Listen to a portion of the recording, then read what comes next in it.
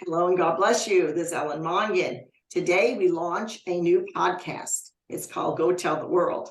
Remember when Jesus was sending his disciples out, he said, go and tell the world. We want to do the same. And so God has put on my heart to have different co-hosts from different ministries. And today I'm going to present you the first two. So we're the launch, and I was a flight attendant. So I always like liftoff, and I always like landing. So this is they're gonna speak today about the heart. I'm gonna let them introduce themselves, but DeSantis and Bill Snyder, and their ministry is called Patchwork Hearts. You don't want to miss this one today, so take notes and listen up, because here's Ann and Bill. Go ahead, y'all. Thank you so much for letting us be with you today. This is great. Yes, I'm honored to be here too. Thank you, Ellen, and great to be here with Bill and this topic of the heart as we come together in July. Of course, last month, right, was the month of the Sacred Heart, but that never really ends because our Sacred Heart is with us all the time. So Ellen, thank you for your wonderful work in what you do to evangelize.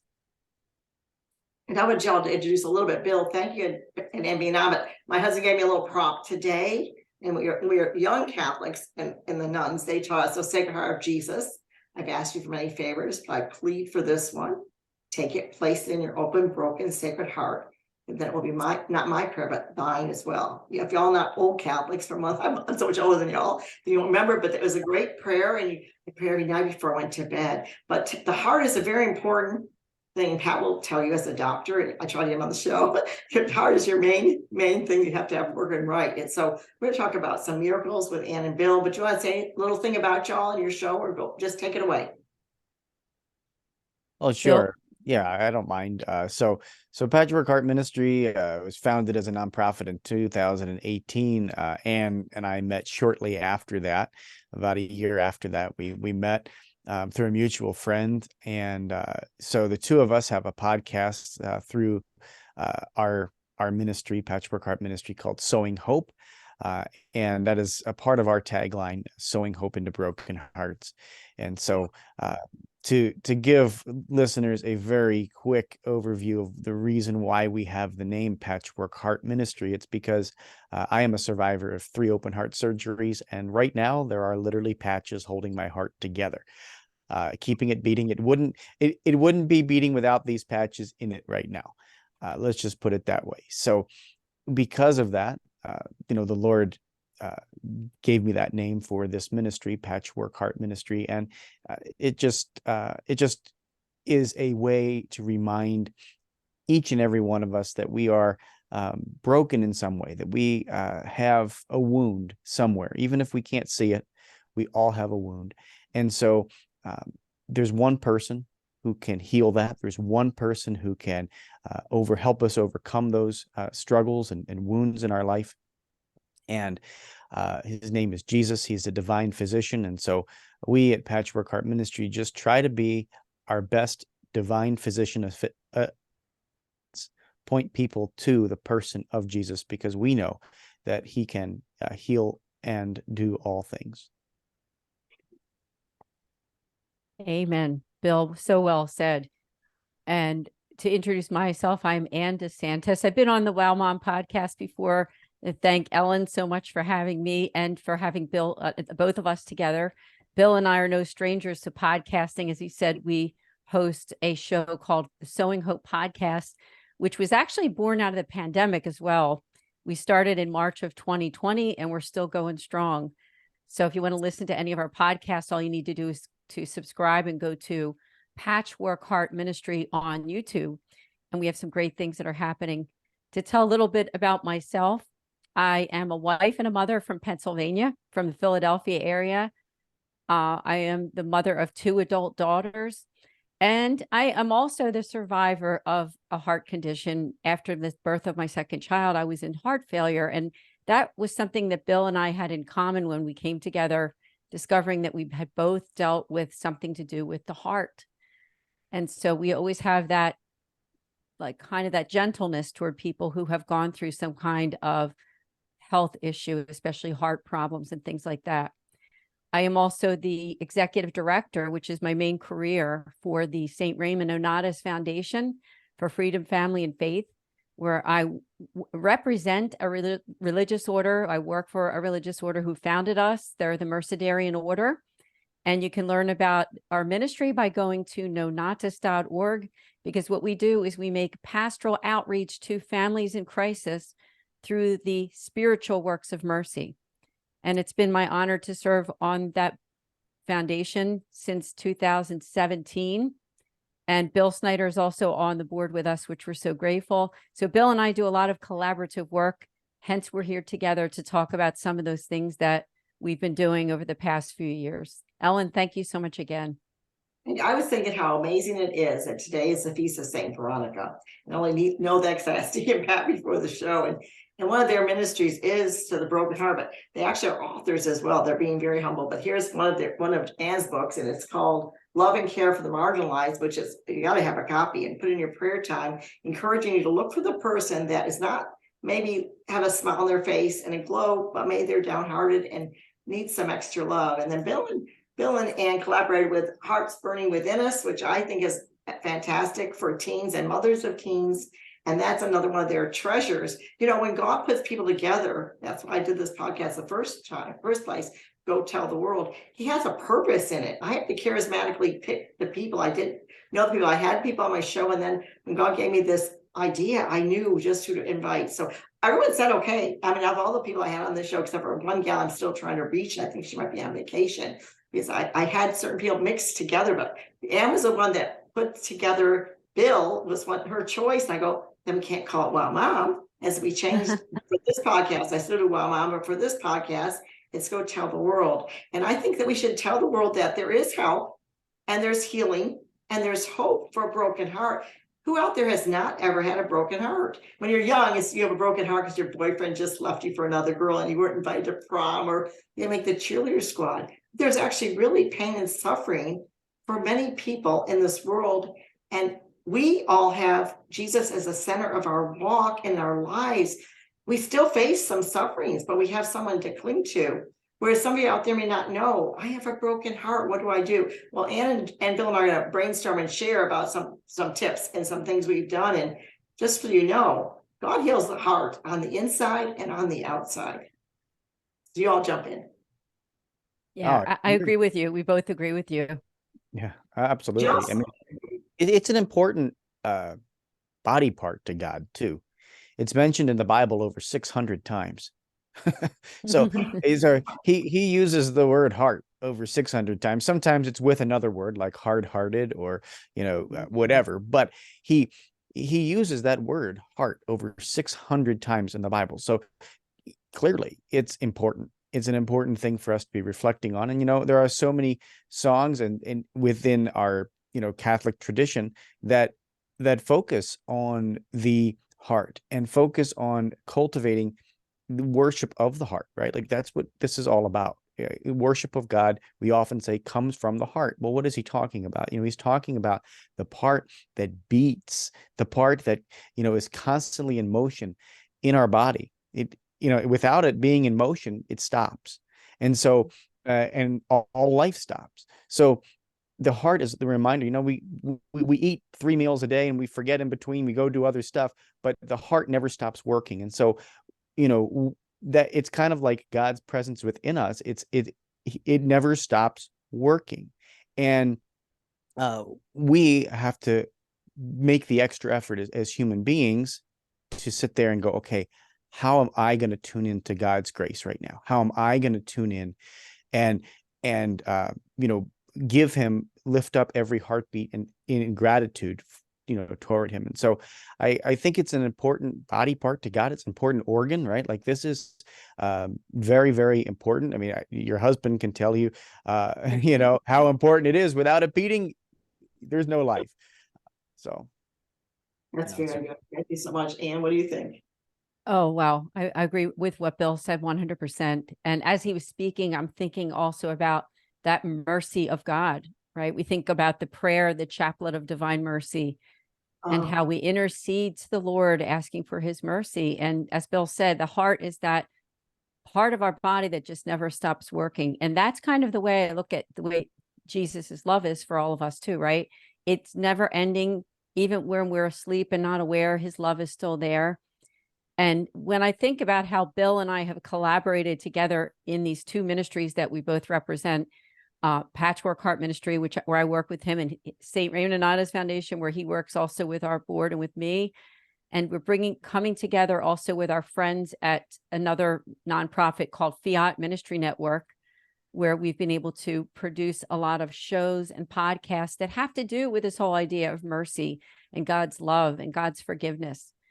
And it's just been an honor to be able to interview so many great people over the years with the podcast that Bill and I have done.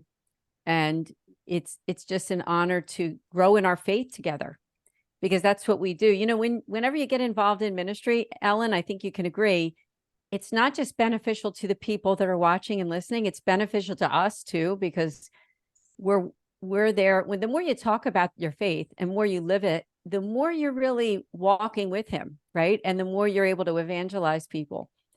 And I think that's what it's all about. And we try to use our stories about the things that we've been through. You know, Bill talked about how his heart is literally sewn together with those patches.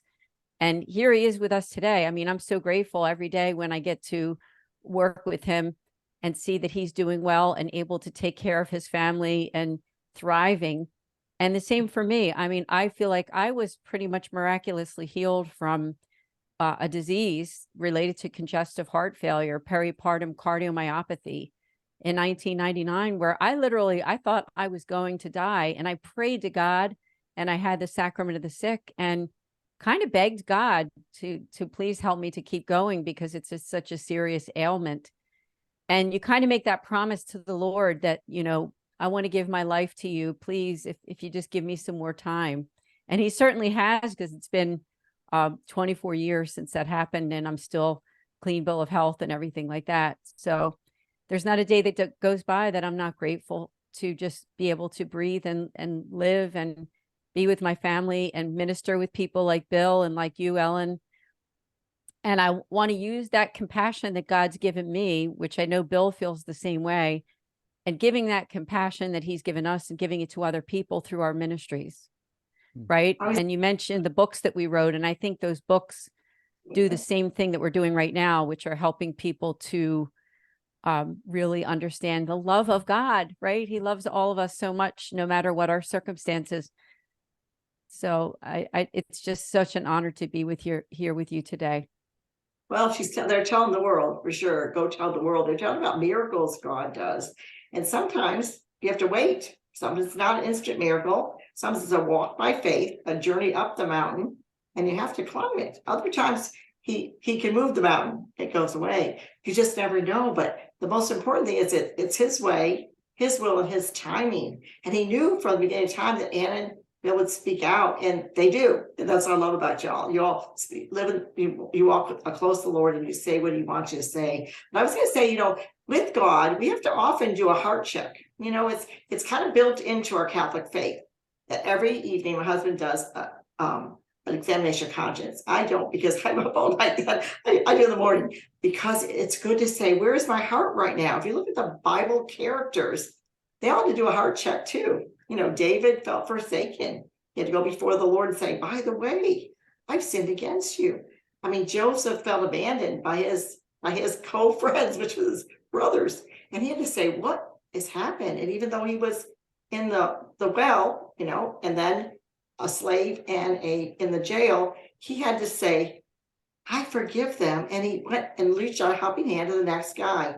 I could name a bunch of them that had to do a heart check, but I'm thinking this, you know, when you look at your heart, sometimes you feel really happy, you know, oh God, I'm filled with joy. And other times you're really sad. A dear friend of mine died this week, and I'm going to the funeral Friday. I had to cancel my hair appointment to go, you know how important that is. So I go, Lord, but he was a man of God, and his heart was set on Jesus. He was 86, which if you knew Gary Garner, you wouldn't think he was that old at all. But he lived for God. He wrote many books. He's been on my show as well. And the most important one I love to talk about is Caught Up in the Spirit. And I did a little podcast and say Gary was truly caught up in the Spirit to go to glory. That's our final destination. But along the way, we have to check our heart and say, why do I feel far away?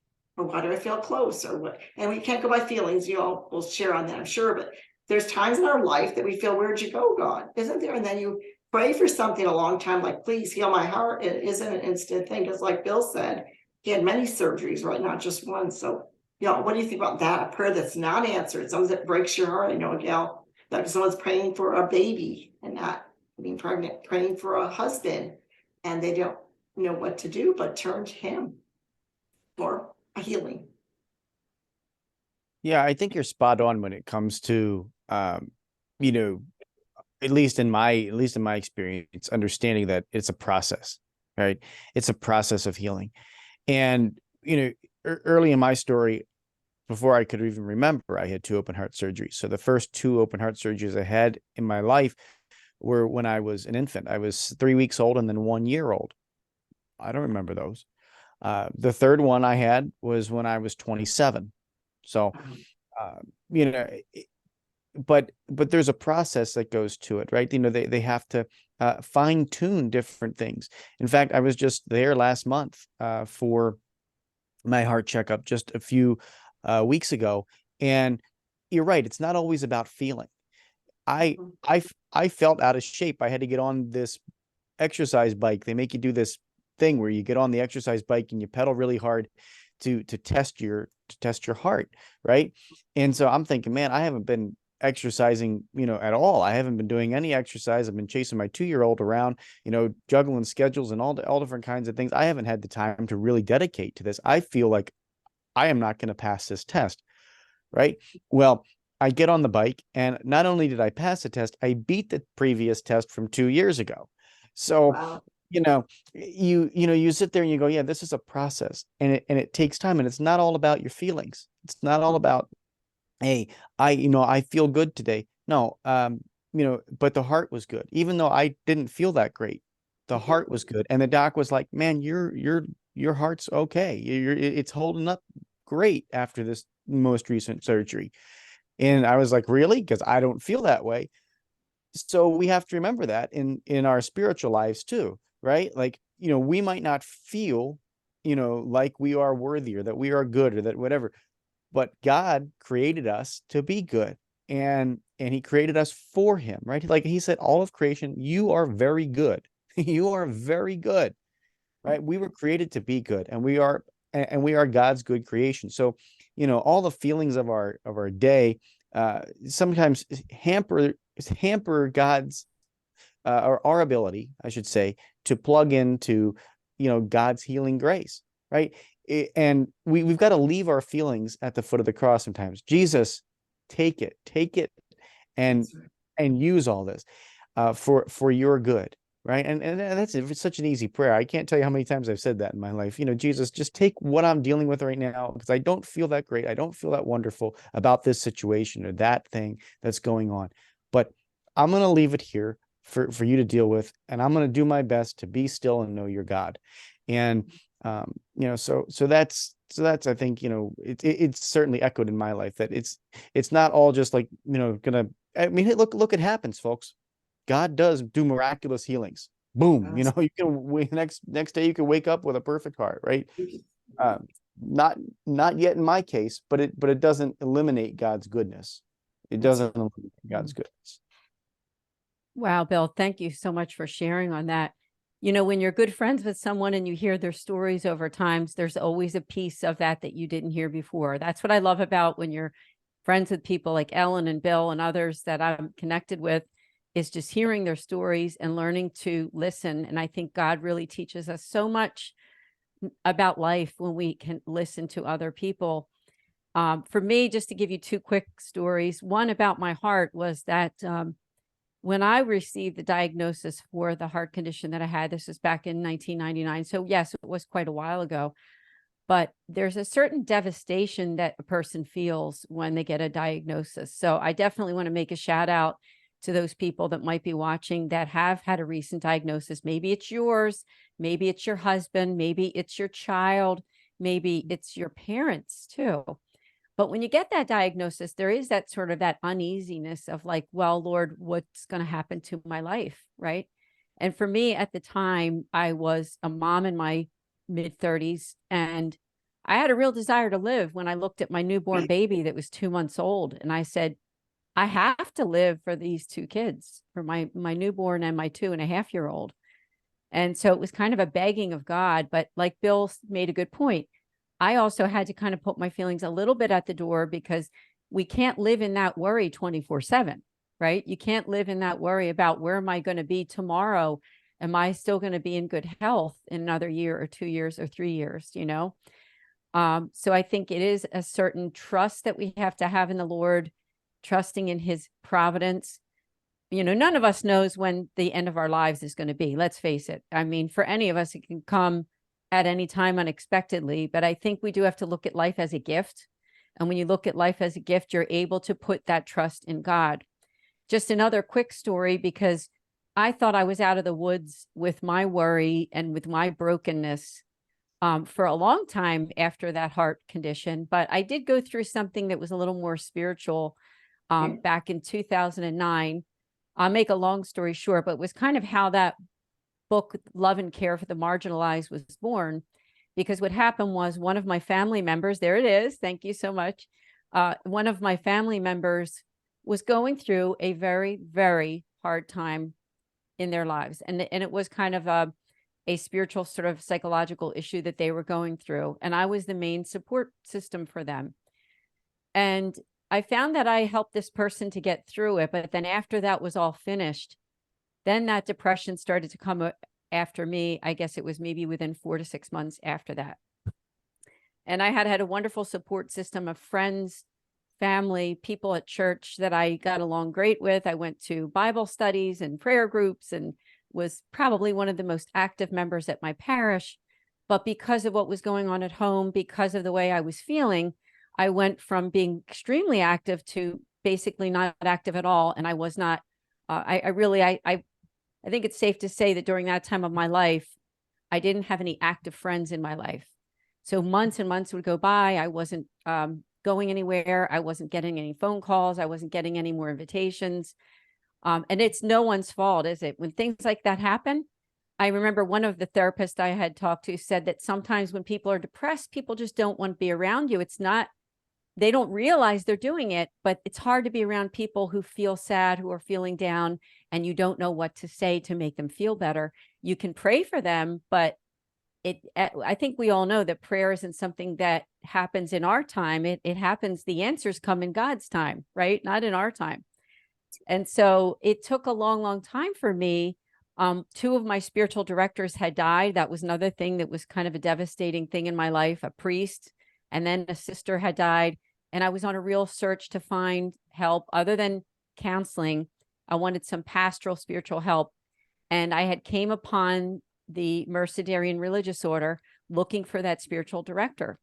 Little did I know that once I got that spiritual director, which was a priest and still a very good friend of mine and my family's too, is that I was acquainted with this religious order. And it really did bring about that healing. And not only did I start to find that healing in this community, but now I became the director of this foundation.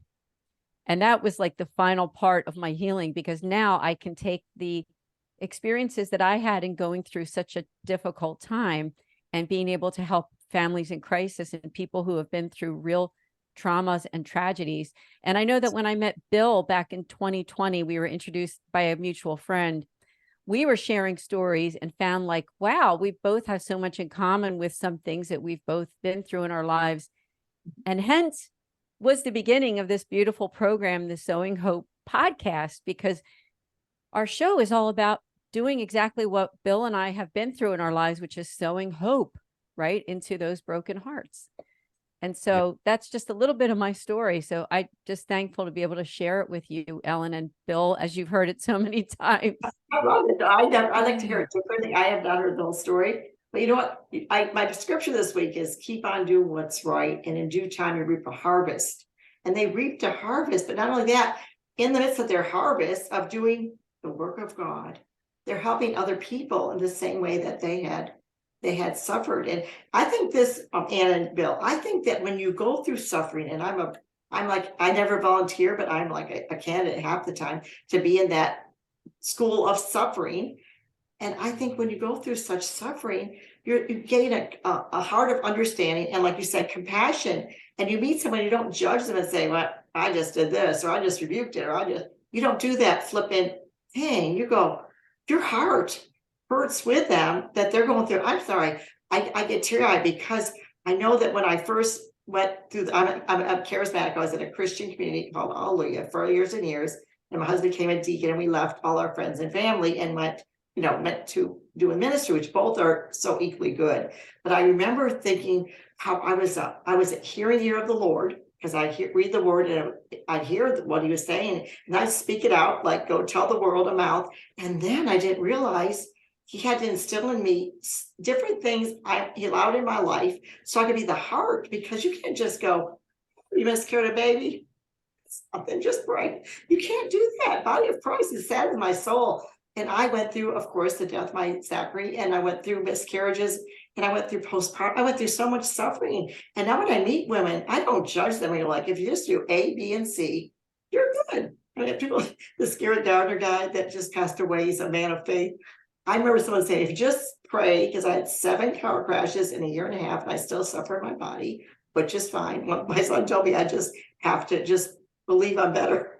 And I do. I know it positively on the inside to the outside. But it's if just Gary prays over you, you'll be better. I have such faith. I thought, well, that might be a word from the Lord. I get it. But you know what? We don't. The day and hour we not know of our healing, nor when God comes. It's his way always. It's his will, and it's his timing. I love when people pray like this, but your will be done. This is my desire, Lord. Who wants to be hurting? No one.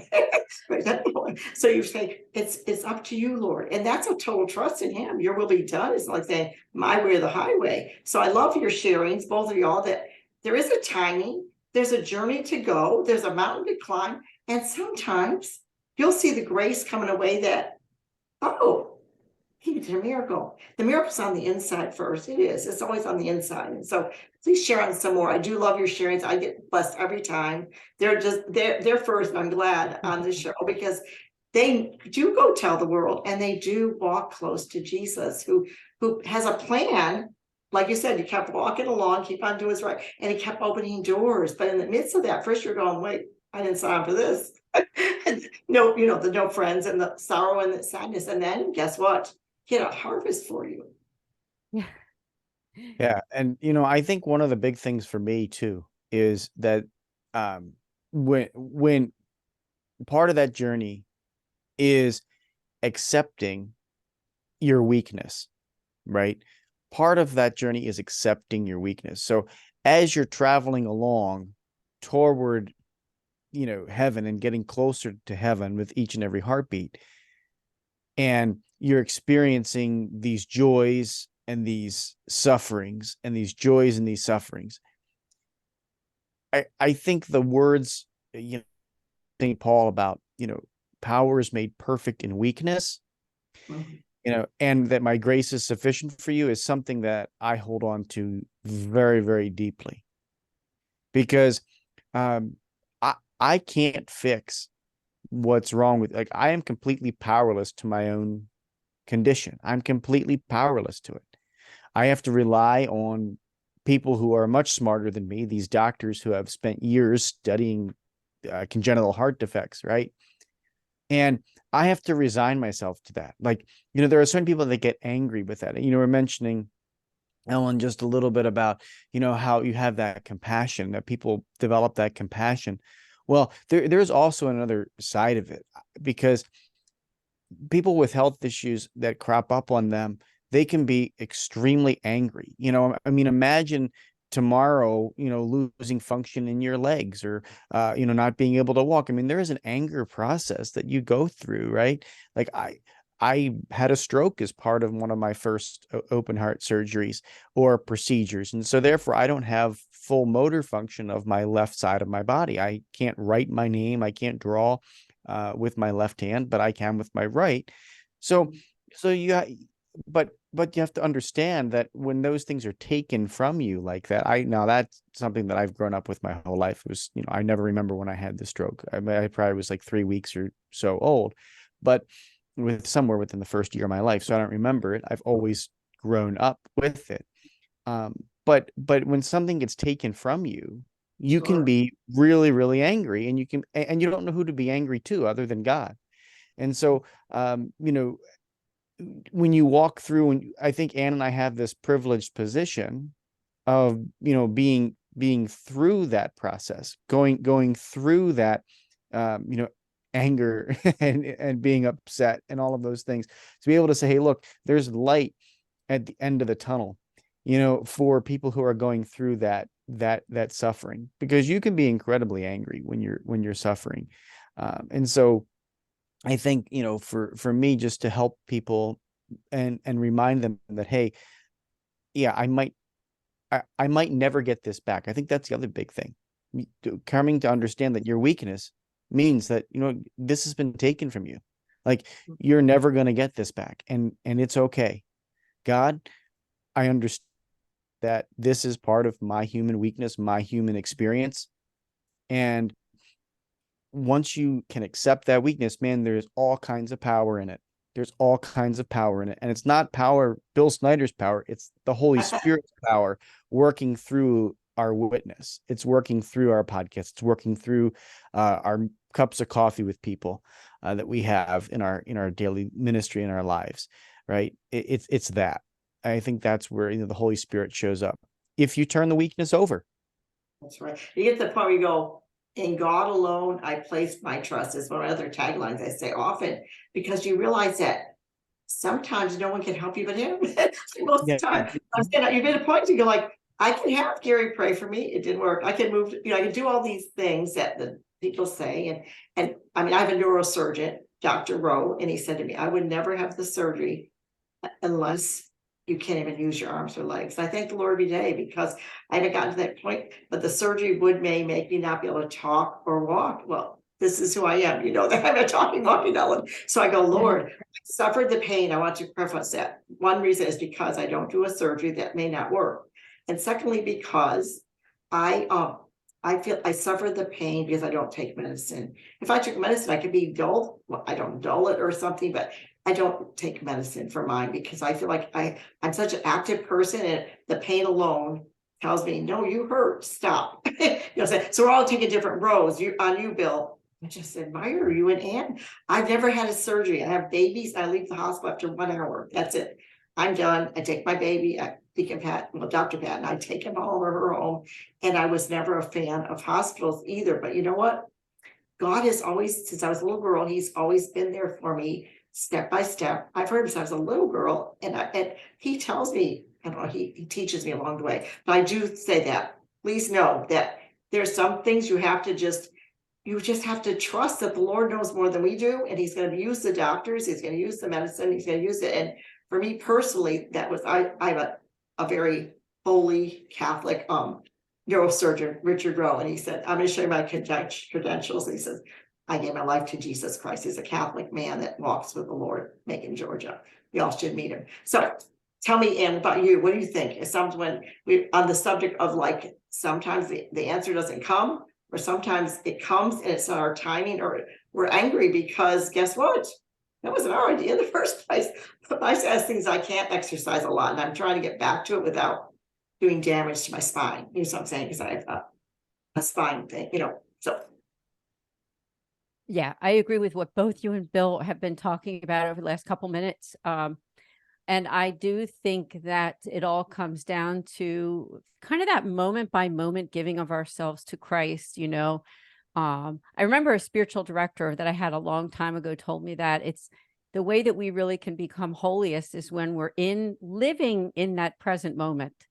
And I believe that someone by the name of Brother Lawrence wrote a book, The Practice of the Present Moment. And I read that book a long time ago. It's a very short little book, but the idea of it is that everything that we need is right there with us in the present moment.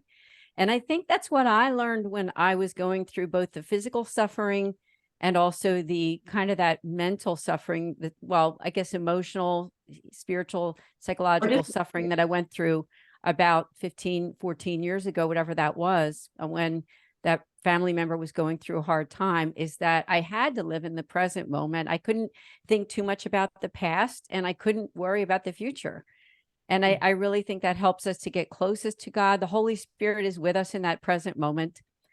And it really helped me to figure out what is my own like personal mission in life. And I think it's a family mission too, but definitely is for me on a personal level is helping those people, loving and caring for the marginalized. That book that I wrote, 40 Meditations, Spiritual Outreach Reflections for Catholics, which is available on Amazon and people can check it out. I think on Kindle, if you have the Kindle app, there's even opportunities to get it for free on the Kindle. So, but check it out. I mean, the whole idea is that I found my happiness, okay, my happiness by opening my eyes up to the needs of other people, especially people who are going through challenging times, trauma and adversities. You know, I think in our world, one thing I noticed when I was growing up, when I was in high school, when I was young, was that the world can sometimes be about pleasure, popularity, and power, those three things, and the three P's, right? And unfortunately, those things seep into all of our lives, not just people who are not Catholic or Christian. It's even sometimes in the church and people that we're side by side with in the pews, you know, and even sometimes it can seep into the priesthood and the religious life too. And the one thing that I've learned was that I think my life mission is all about the little guy, the underdog, the person who people forget about, the person that maybe a lot of people don't think very much of. Maybe it's somebody that we all know who isn't so popular, doesn't have a lot of friends. Maybe it's the family member that nobody talks to anymore. Maybe it's the neighbor who's kind of the shut-in, or someone who's misunderstood. And so the one thing that I learned during my challenging times was that that is my life mission, is that underdog, those people that we kind of brush under the rug. And we tend to worry more about those three P's, like I said, the power, the pleasure, and the popularity. We want to look good, we want to have money, and we want to have some kind of power too. Powerful positions. But when we meet the Lord doesn't care about any of that, right? He doesn't care about whether we were the top of our class or whether we were the most popular person in our neighborhood or in high school, or he doesn't care about how we dress and how perfect we look all the time, right?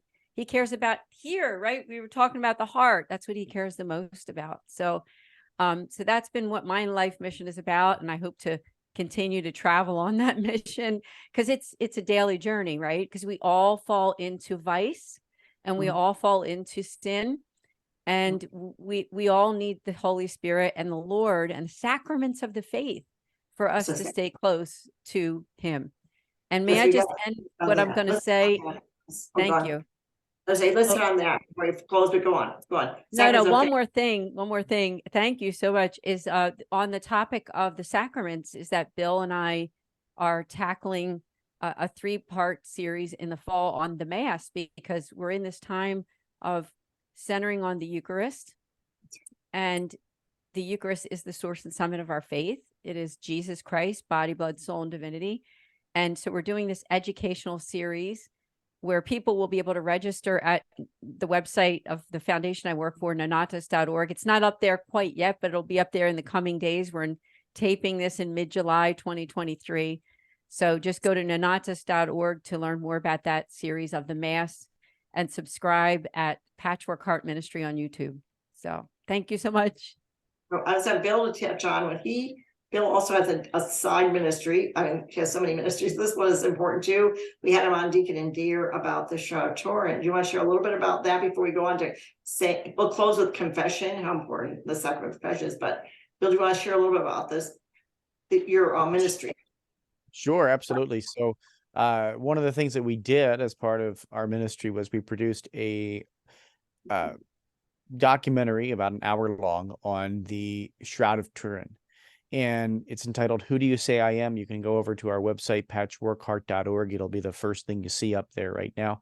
On the homepage, there's also another page for it. You can click Shroud Film page as well to learn more about the film and how you can bring it to your parish. We really want parishes to host events with this movie. We have a study guide for it and everything like that. But the reality is that this film asks the question, who do you say I am, from both a faith perspective and a science perspective, through the Shroud of Turin and the exploration that's been going on for, several decades now. I think we're coming up on almost the fifth decade of research on this, scientific research on the Shroud of Turin. So we partnered with some wonderful experts who are quite simply amazing in what they present. But it's also not just a History Channel or a Discovery Channel piece on the Shroud of Turin. You can go to the History Channel and Discovery Channel and flip through your on-demand stuff on your smart TV and find all that stuff. You're not going to find our film there. It's because this is truly about understanding this beautiful, beautiful relic from a faith perspective. So that's really our goal in producing this film. Thank you so much. There's tons of films out right now. There's tons of exploration that Jesus is alive. I'm just so amazed by all the ways we can learn about Christ and grow in our faith. I like what they said in the beginning. When you get together with Bill or other Christians, it stirs a faith within you. You get excited again. And I also want to say something else. And when you go by the people, it might not be the person that is kind of marginalized. There may be the cheerleader type person that's suffering. You never know. Like, people don't know. Yeah, absolutely. 100%. It could be. So I just throw that out. But let's talk a little bit about confession. We'll end but with our last words. But I want to say that you want to have a heart that's healed and whole and not broken. Everyone does. That's a great thing to want, is you want Jesus to heal you.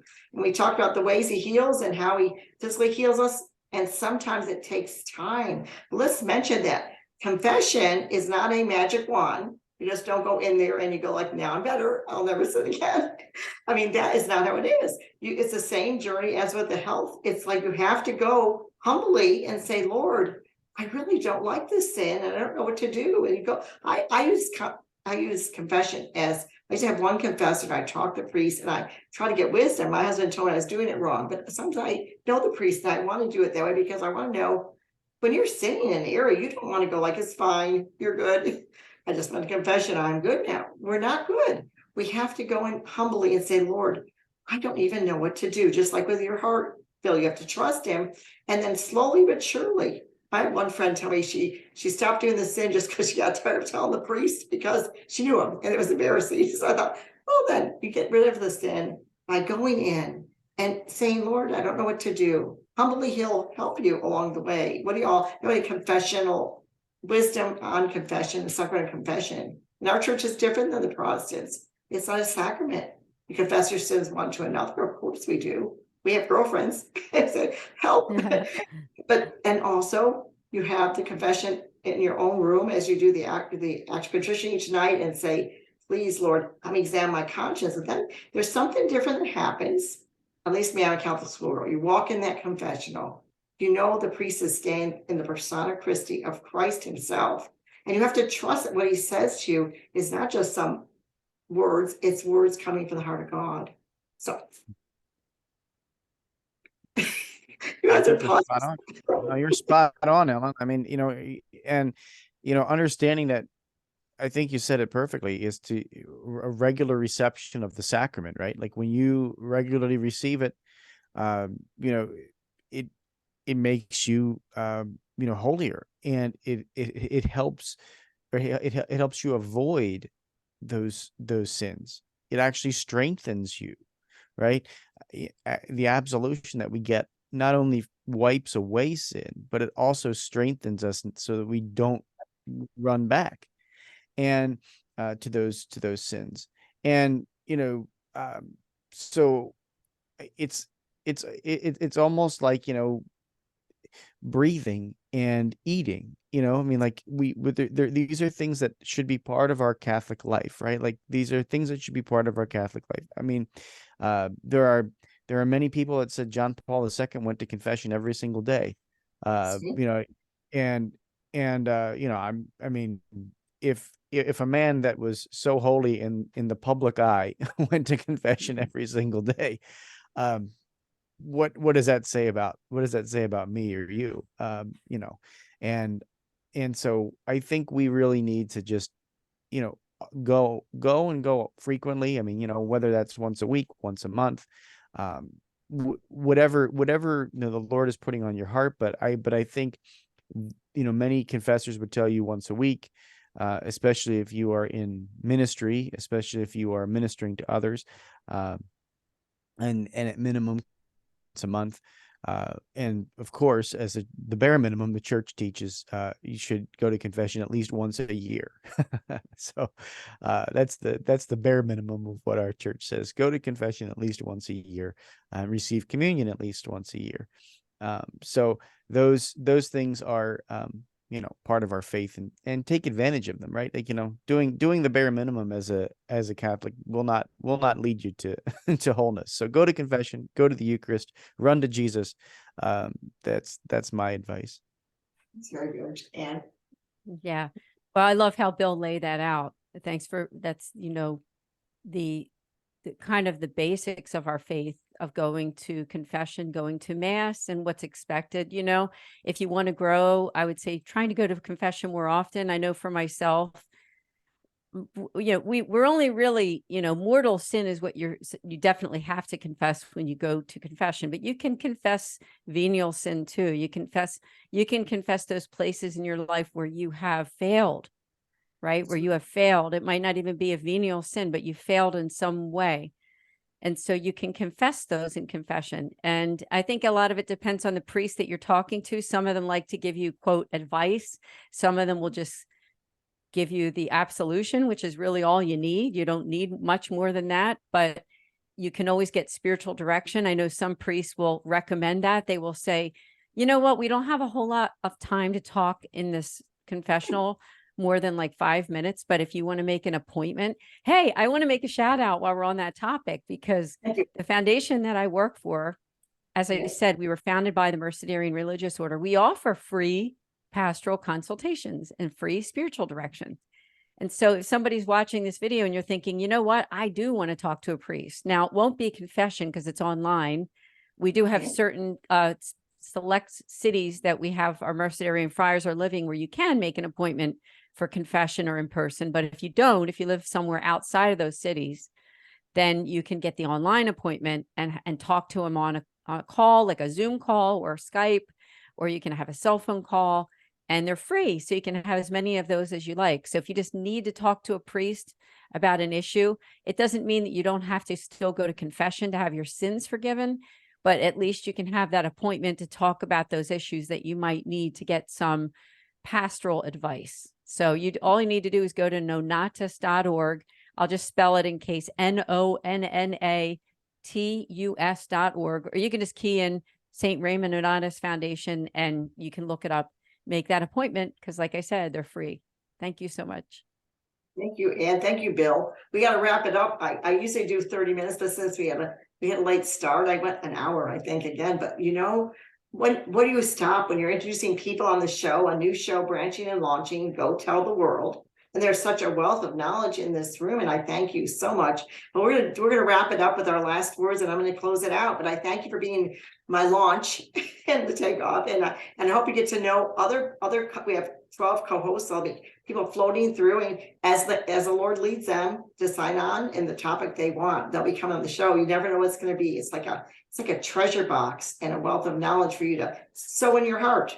Patchwork heart, sow it in there. And I want to say a plug for my ministry. Wow, Mom. Moms, what are you sowing in the heart of your children? You know, they're listening with big ears, eyes of wonder. And whatever you're sowing in there, that's what they're saving there in their heart. So watch what you say and watch what you do. And then when you err and sin, there's always confession. So Bill and Ann, wrap it up. And on my last words. Last words. How they reach you to get there. How do you last words? I always like the last thing, I always like the Holy Spirit saying something in the soul that hasn't been said. And they have to shout it out because someone is listening on my show. People listen and they're listening for that word, that little treasure to sow in their heart. Yeah, no, I would just say, you know, listen to your heart, right? Listen to your heart.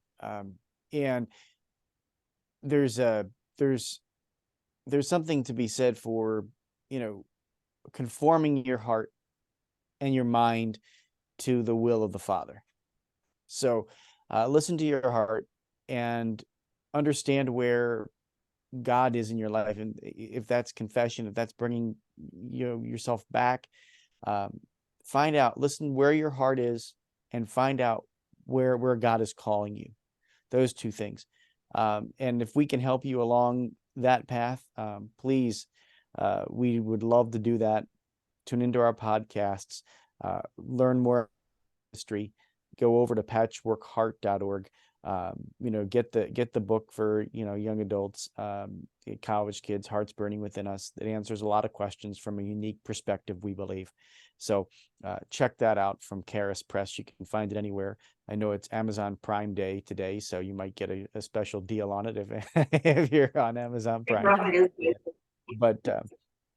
But please go and check out our ministry, patchworkheart.org, and we're on social media, on YouTube and all that good stuff. Just search Patchwork Heart Ministry. Awesome. Bill, thank you. And Ellen, thank you sincerely from both Bill and I for having us, especially to kick off this beautiful podcast. And to your audience, I just like to say to hold on to your faith no matter what. And just realize, if you can, and I know it can be hard when you're going through tough times, how much God loves you. Hold on to the sacraments of the faith and to the Eucharist, and just never give up and keep praying. That's the most important advice I have, is never stop praying, because prayer is where things happen. It's where our relationship with God becomes real, where we can hear the voice of God. I mean, sometimes it's hard, might not be able to actually hear a voice, but it's something that speaks in your heart. And I think if you've listened to Bill's story and Ellen's story and my story, you can see that there were a lot of bumps in the road, right? And for you, there's a lot of bumps in the road. I forgot to mention, they can also check out my other website, which is my personal website, DeSantis.com, because I'm available for speaking engagements on the topic of becoming more compassionate. I am a speaker with Catholic Speakers Organization. So you can just go to DeSantis.com on the speaking events page, and you can consider me for your diocese, also your church or organization. Thank you so much. Bill, the same for his speaking on many subjects, including his short tour. And I have him on with some information, but you want to tell how they can contact you, Bill? Yeah, its most simple way is right on our website, patchworkheart.org. You'll see my bio, my email, all that stuff. And I will get back to you personally. So I'm happy to come out to your parish or do whatever you'd like us to do. We do missions, all kinds of good stuff. So just reach out to us directly.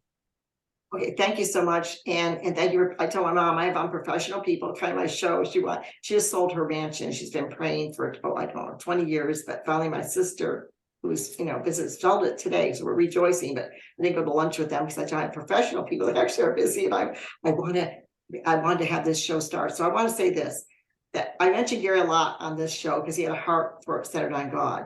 Well, he was a carpenter, built houses and land, very wealthy, like you said, popular, pride, and money, those three, prosperity. And he quit his job when he found the Lord after a car accident and gave full-time ministry. And his ministry was doing crosses, crucifixes, altars for churches, and big old crosses with Jesus on them. And someone sent me this video, I'll send it to y'all, that he didn't finish the arms on this one thing, and he was sad he wasn't going to have the energy or time to finish. It was a life-size Jesus, like you see in a church, And I could think about, especially when you're all talking, and you're talking about when trouble knocks on your door or trials. I guess Jesus has no arms but ours.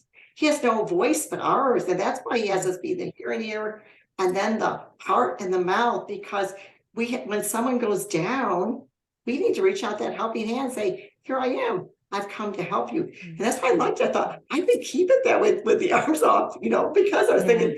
He has no arms but ours. So when you see someone down, do your best to bring a meal, give a call, write a letter. And I also want to say that St. Catherine of Siena says, when you're in the ministry, I'm paraphrasing, of course, when you're in the ministry that God has called you to do, you set the world on fire. So these are two co-hosts, and DeSantis and Bill Snyder, whose heart's on fire for God, and they're setting the world on fire. Please pass this tape on. Thank you for joining us. And thank you, Ann and Bill, again. This is Ellen Mongan from Go Tell the World. Bye, y'all. See ya. This is my face for closing off.